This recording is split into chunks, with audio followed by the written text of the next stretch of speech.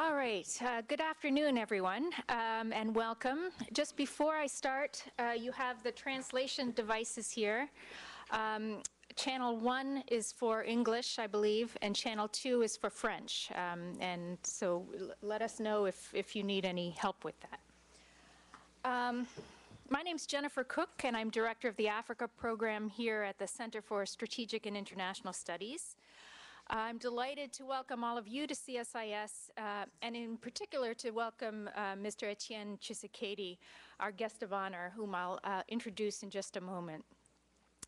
Today's session is one of a series that the CSIS Africa program has held in the last 8 months to highlight the challenges that face the Democratic Republic of Congo, and in particular to draw attention to the critical national elections currently slated for November 2011. In this series, we've highlighted the perspectives of independent analysts, activists, U.S. policymakers. We've heard from opposition leaders and most recently from the chair of the Electoral Commission, Pastor Malunda. Most of these events, by the way, are available via webcast on the CSIS Africa Program website. I hear some feedback there.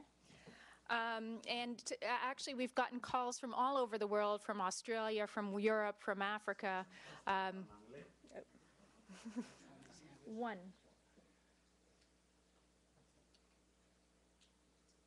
Ça marche? Or does it work? Okay, okay. English is one. Okay. Oh, okay. Yes, yes. Okay. Okay, can we test? Great. Most of us here, I think, are familiar with the many challenges that confront the Congo.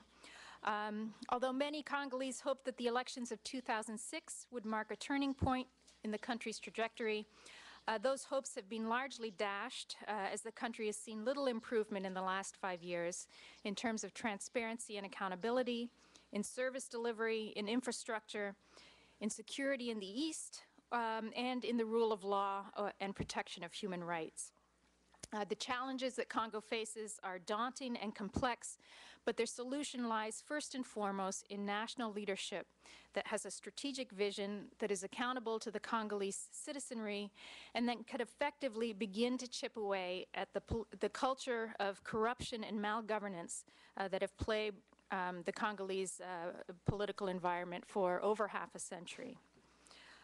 The outlook for the upcoming elections, I think, is troubling. The logistics alone are daunting, but a number of political moves, including a constitutional change earlier this year to eliminate a runoff, which puts a heavy onus on the opposition parties to ally, proposals of electoral changes that may eliminate top contenders, incidents increasing, unfortunately, of violence, assassination, and intimidation, and the possibility of ballot fraud and manipulation of the registration process are all of great concern.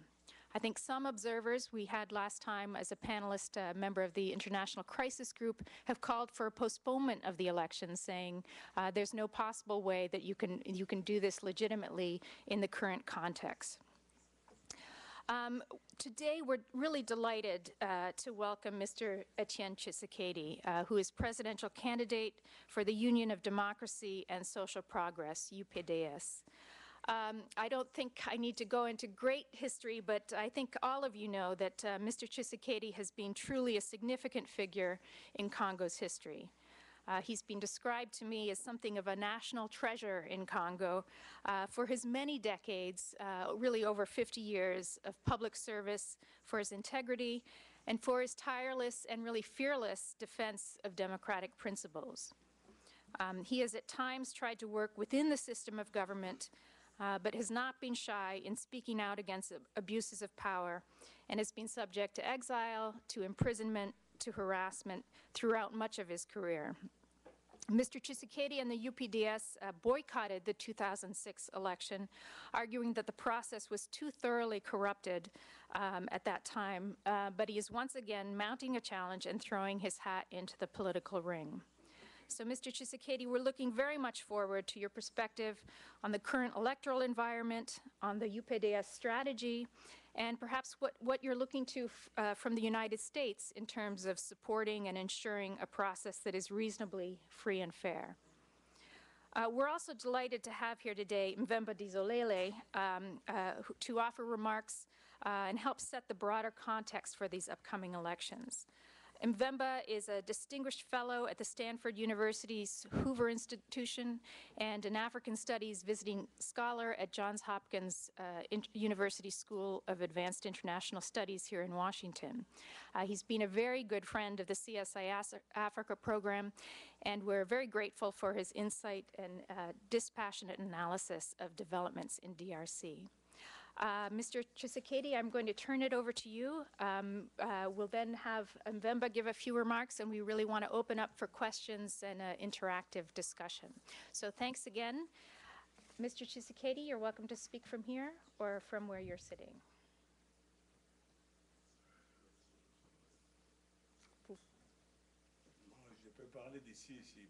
Okay. I can talk from here if that's possible.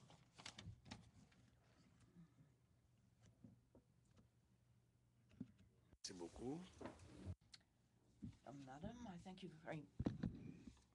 you very much for giving me this opportunity to take the floor before this audience and for what you have just said. You've said everything, so I really don't know if there's much left for me to say.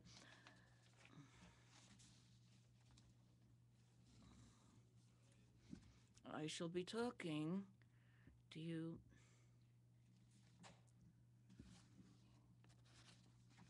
of politics in the Congo.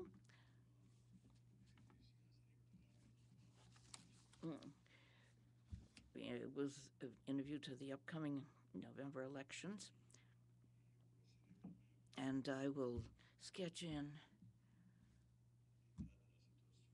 the state of things with regard to human rights.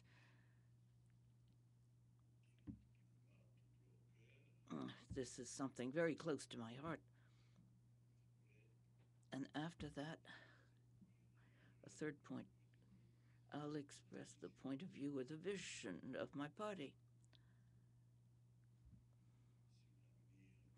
with regard to the future of the country. If we should win these elections and then come to power in the Congo. The political environment in the Congo is quite vicious.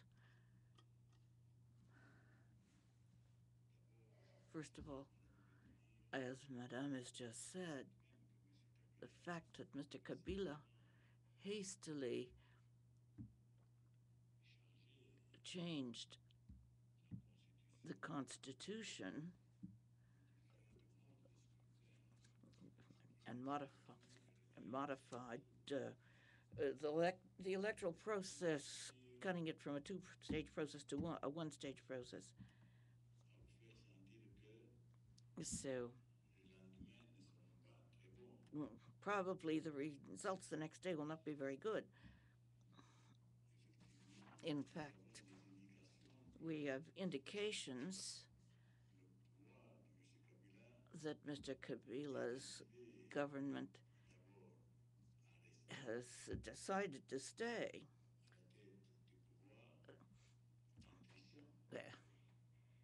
in power, whatever the electoral results. There are certain indications. There is, first of all, the constitutional revision, which Mr. Kabila has supposedly a majority in the parliament, but he spent almost $5 million for this purpose in order to effectuate this revision of the Constitution. The indication shows an absence of any sort of uh, survey, so we don't know whether how he should cut up the country into various electoral districts, and or whether it should be done by number of people, uh, so they don't know how many seats to give to a given electoral district. All this is Mr. Kabila who wants to do this without anyone noticing the fraud in it. And as we speak, he has already registered 5 million people in his province, whereas there is not the count is not accurate. Whereas already there in Kinshasa there are 3 or 4 million. So another indication is that the lists, that is to say, according to the law, as soon as registration is finished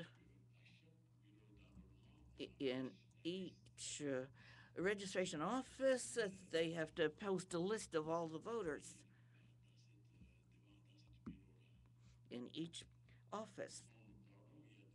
Well, as we speak, there are 2 provinces, and Lower Congo,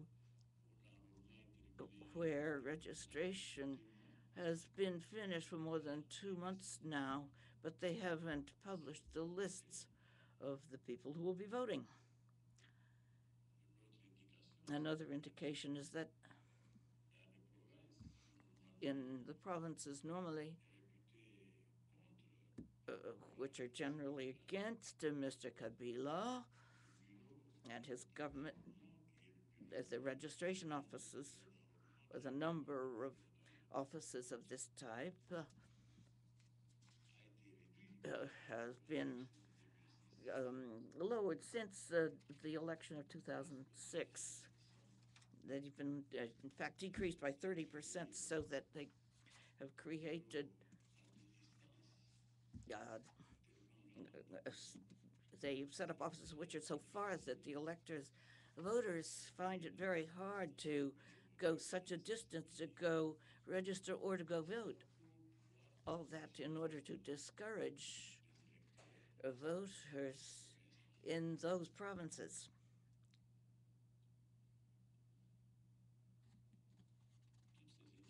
All these indications show exactly the determination on the part of Mr. Kabila and his government to not have the types of elections that anyone would wish for. Elections which will be transparent and free and democratic. That's why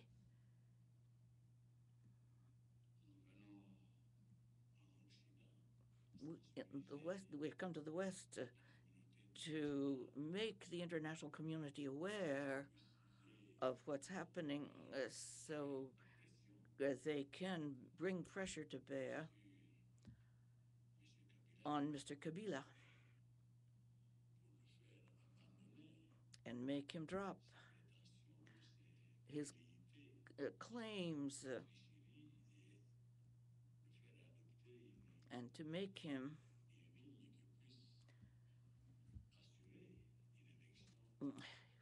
forced him to have peaceful and especially peaceful and transparent elections in a country which has known fratricidal wars.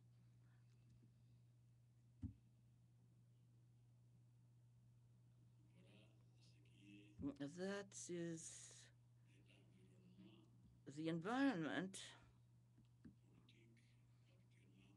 or the current political environment in the Congo. Just before elections which will be historic, because all Congolese see how so Mr. Kabila has been exerting power for so long, exercising powers for so long, and how he has destroyed all of the great potentiality in the country. He has forced the people to live in veritable misery without solution, and at the present time, many people who live in the countryside have been exiled into cities where they hope or believe that they can make a better living. But when they find themselves there, they are obliged to live off of what they can steal, and then they're very often put in prison for that.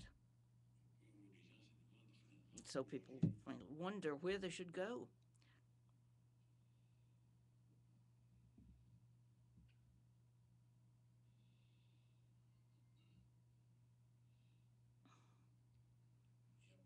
And afterward,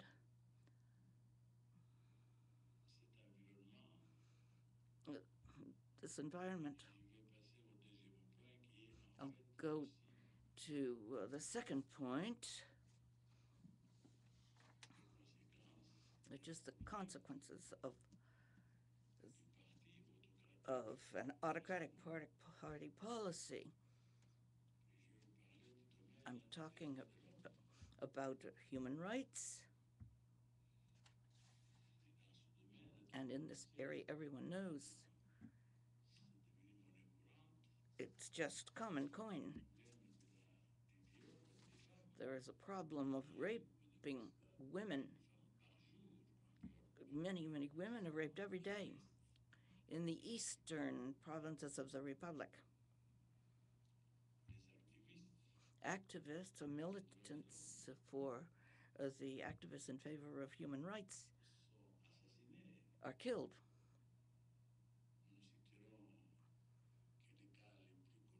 We can cite the most well-known case of Mr. Shibea.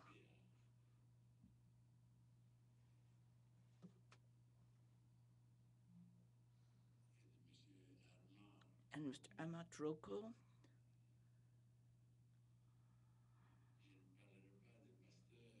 And not to mention Pastor,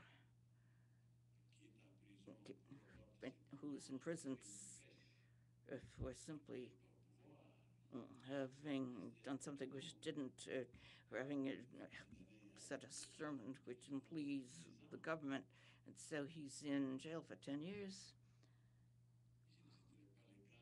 I don't need to cite the case of the people in the lower Congo who have a political party, like so many others, but it was a punitive expedition sent by the police, which killed hundreds of these people who followed Cooke.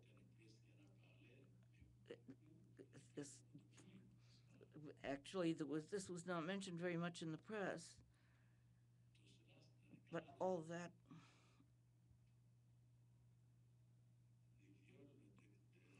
along with the violations of human rights, which have amounted to nearly a form of government in the Congo. And I won't even talk about the opponents who are living in exile or in prison, or the intolerance for public media, for they are forbidden, in fact, or the opposing parties have no access to them. And the determination of the government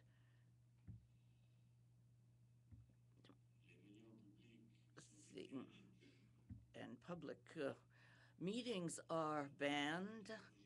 When you talk about an opposition, it's just simply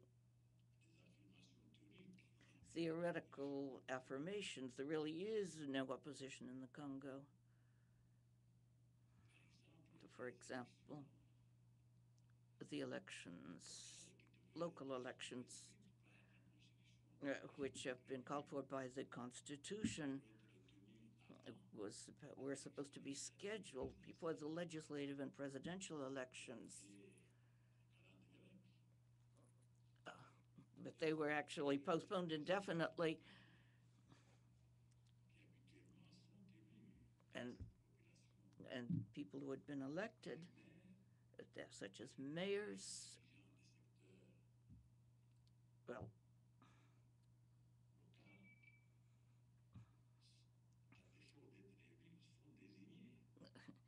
so since mayors could not be elected, actually, they were designated. You will understand that as a consequence, all these people became automatically members of the party in power, and they are the ones who intimidate the opposition and the people themselves, so that in elections they play an important role in this process to forcing forcing people to vote the way they want.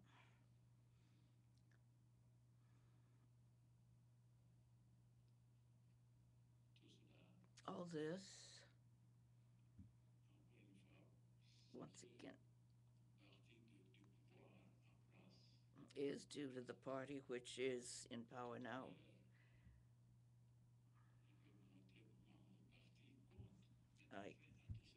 I have explained how my party counts or hopes to put an end to all of this. Then there was a third point, that is future prospects. And what my party counts on doing once elected or once in power. The first thing which our party would do and the reason for why it has been fighting since its creation in 1982, will be to restore the rule of law in the Congo, because that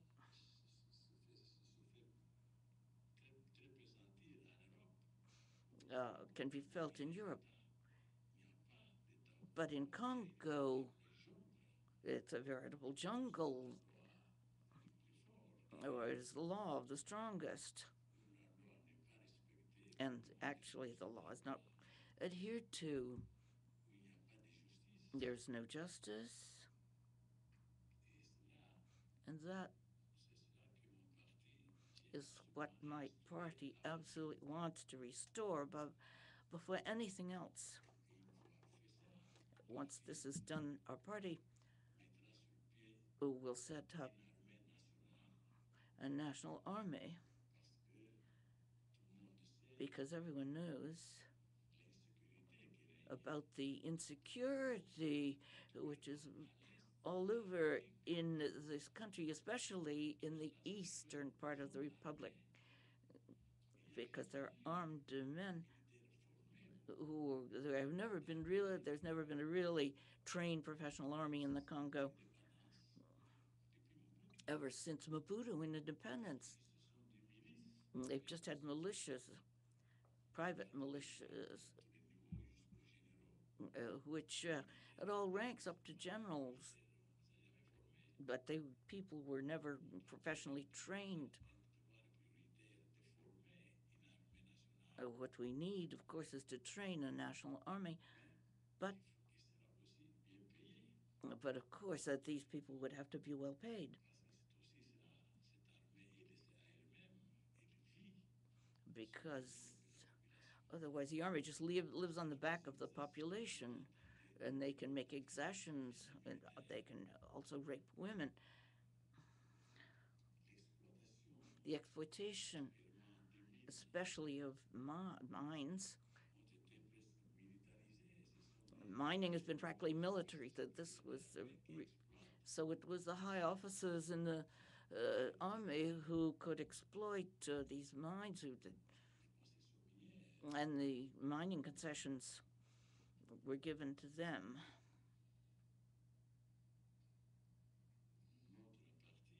Our party would would el- eliminate this.